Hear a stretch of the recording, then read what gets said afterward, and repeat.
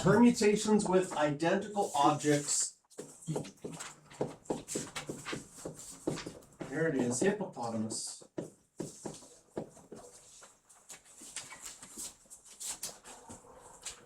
Normally there's 12 letters.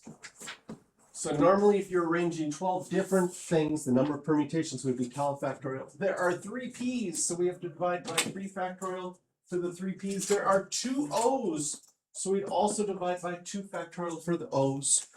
And when you have identical objects, when you rearrange them, there's going to be repetition, so we divide to get rid of that repetition.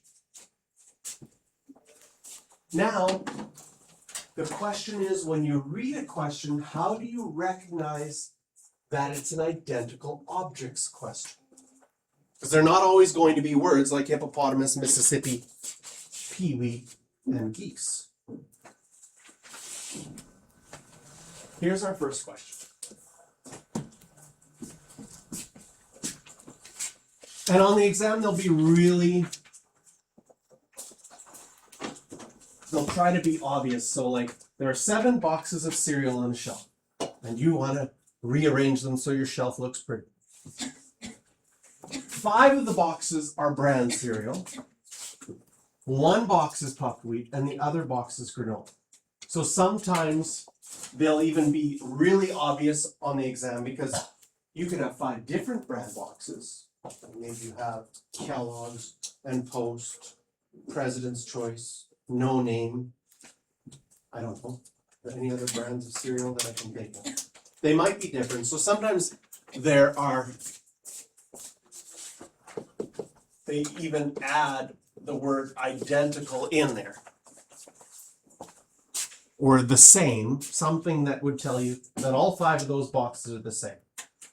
So how is this a hippopotamus question?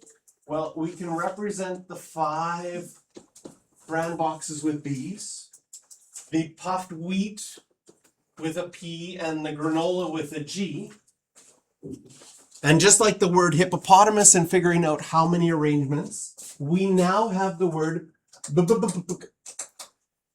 and you have to rearrange the letters of that word. So normally there'd be 7 letters in but we have 5 identical, so we have to divide by 5 factorial. This could be non-calculator, even if you don't know that 7 factorial is 5,040. How could I do this without calculator? Well, when simplifying factorials, we expand the bigger one. And it would go all the way down to 1, but once I get to 5, I'm like, hey, wait a second. Those would simplify. And the answer is 42.